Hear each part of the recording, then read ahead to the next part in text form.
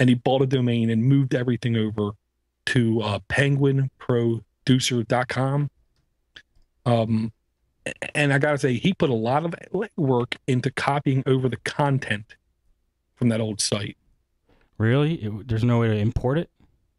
He was able to import it, but media, pictures, and stuff didn't come over correctly. I see. This is a really cool site. It's much needed in the Linux world. I personally believe there's a huge chasm that he's basically on his own trying to fill. I salute you, sir. It is really cool, Rateo. I mean, artists want to use Linux. Like audio technicians want to use Linux. I could say this because I know I would like to try it. So this is the thing. This was the missing link. Like just laying everything out. Audio interface brands to consider. Devices. Neat stuff. Yeah, and the key to me is putting it in plain English. You know, not in crazy jargon that only 15 people on Earth can understand. Right. Very cool. Great site. Yeah, so if you want to understand more about professional grade production in Linux, he's going to expand it to a lot more categories. He's really tackled a lot of audio stuff at first. That is penguinproducer.com. Awesome. What kind of headphones is he wearing? That Penguin. Are those Beats? I don't know. Yeah, it looks like Beats audio. Very cool. All right. Neat. Okay. The next thing I wanted to mention in reality has nothing to do with Linux. Zero zilch. But I feel like not enough people out there know this. Me and you, Steve, I can safely say we understand most of these to a T because we've been buying websites and putting up websites for 10 years or so. Sure. Okay.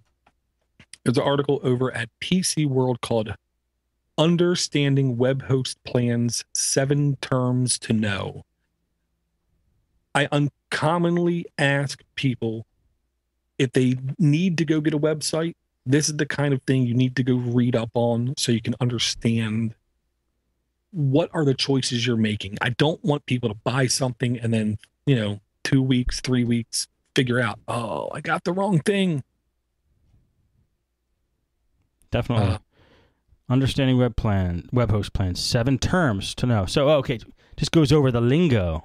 Right. Nice, Dory. Definitely. It's all about the words. It's all about the words.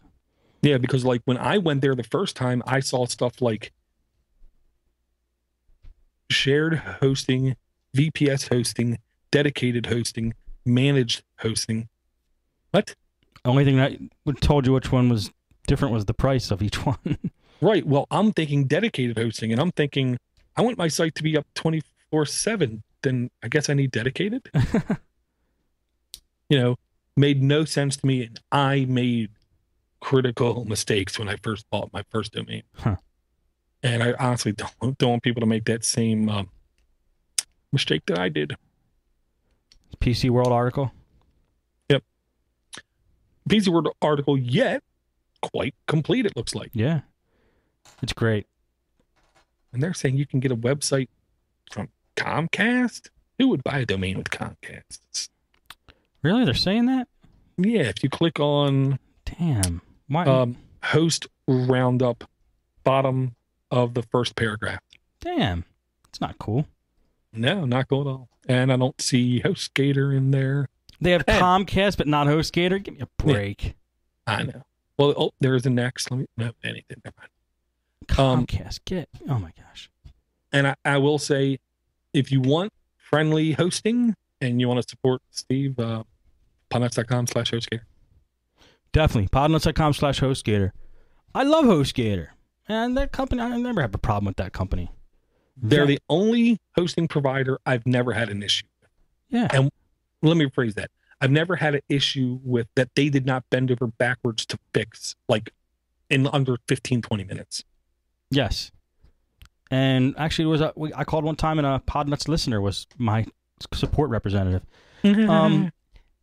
Another cool thing, when I first got HostGator, because I started with them like 2005, there was one reason why I got them, and it was because you could buy one hosting package and put unlimited domains on it. In other words, if you wanted to start another website, you didn't have to go and buy a whole other package, which was like the common thing to do.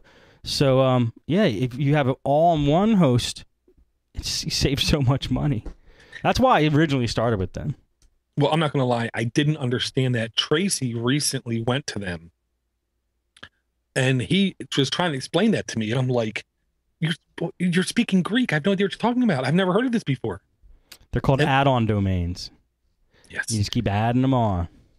Which I wish I would have known, because I now have 4 logins to 4 domains, and they're all different. And 4 bills, right? Yes. Yeah. But now I know. Yes. Yeah. Next quick thing I want to talk about real quick. Buyer Brown, who I can safely say is one of the more, he's one of the guys who really enjoys creating. Is his real name? Is his first name Buyer? I believe it's, yeah, Buyer. I don't know. Okay. I'm guessing it is. It sounds cool. It sounds like Trader Joe's. He seems like a buyer of things from the name. What does he buy? As far as I know, he buys beer because he's on podbrewers.net on Friday nights, and he really speaks highly of it. Next time you talk to him, ask him what he buys. All right, go ahead. I derailed you again. That seems to be my specialty these days. That's okay. I can't think of the right word. He enjoys creating, especially things that he doesn't know how to create. You know what I mean? Yeah. He likes tackling the new thing and figuring out how to do it. Neat. He posted a question to me about, well, how do I create themes for Linux? Which I was like, I'm not falling for that trick question. Okay. Because you can create KDE themes, GNOME themes, XFCE themes, on and on and on and on and on. So I said, you need to tell me what kind of themes you want to create.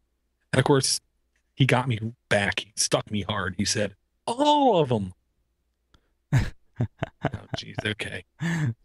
So the first link I shot him was at livegnome.org. And it's basically GTK theming tutorial. I'm not going to say this is the best tutorial ever, because it's not at all. What I would expect is a downloadable package of a theme that is referenced all throughout this tutorial, and I didn't see that. I don't believe it's on. Looks pretty geeky. Quite.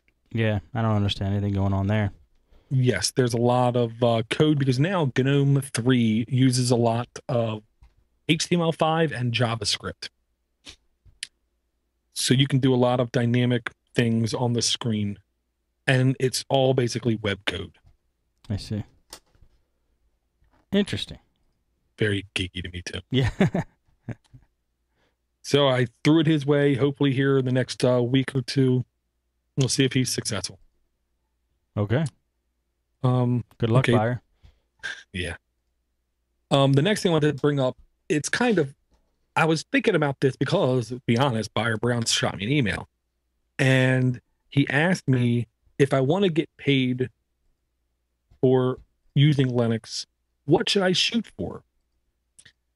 And I had to, and I don't like giving half answers. I want to try to, make sure I cover everything. I don't understand the question. Well, if he wants to get a job where his primary use is to use Linux. His primary use is to use Linux? Like someone's going to pay him to use Linux? Well, like he just wants to use Linux in his job. What should he focus on to do that? You mean he wants to create things in Linux? No, he just wants to use Linux in his day-to-day. Okay. When he goes to work, he logs into Linux, and people pay him money. I see. He does his work on a Linux machine. Yeah. I get you.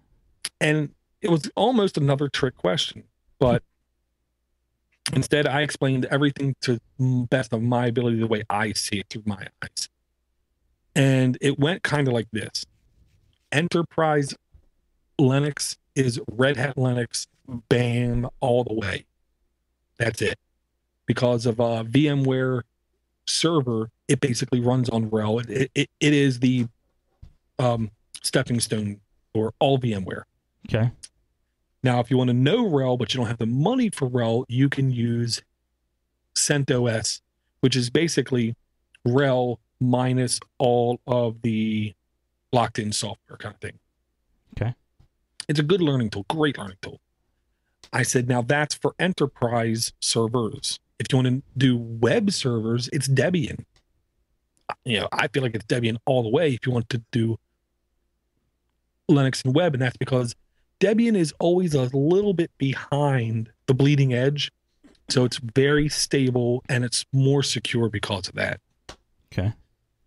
And then I said, well, okay, I'm going to say that. Well, then for non-enterprise, small business, you should really look at ClearOS and Zenthale, which I can never pronounce. You just did. Yeah, Zenthale.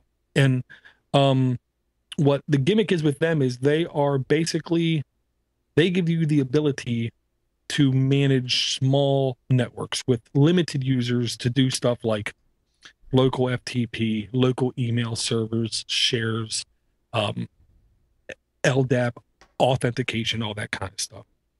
I said, but then there's even more, because you can get hyper focused, unlike Windows, where you're locked into their schemas. Server 2008, small business server, home server, that's it. You can get ultra focused on specific needs, where like if you only need a firewall, or if you only need this, then you can learn that distro.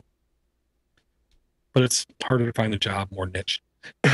Well, along the same lines, I saw this article, and its title is Controlling Liquor Loss with Linux.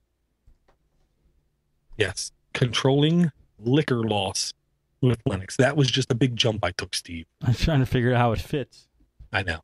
And this is a company that figured out a lot of alcoholic beverage companies, bars, restaurants, were losing a lot of money with their liquor. And there's a couple reasons for it. One,